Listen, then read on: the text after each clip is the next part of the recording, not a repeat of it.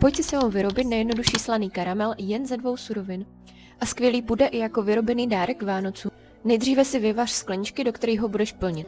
Potom na jednu skleničku budeš potřebovat 200 g cukru krystal a 170 g smetany ke šlehání.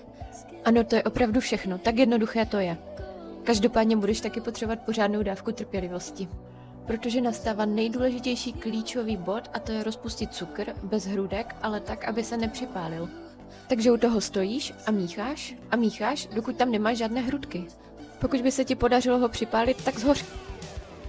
Jakmile máš cukr rozpuštěný, tak začneš přilívat smetanu. Ale přilíváš ji pouze v množství tak 1 polévkové lžíce. Ono ti to začne strašně bublat, ale toho se nemusíš vůbec bát, jenom prostě musíš míchat, dokud se to tam nezapracuje. Jak to máš, tak začneš ochucovat cukr solí.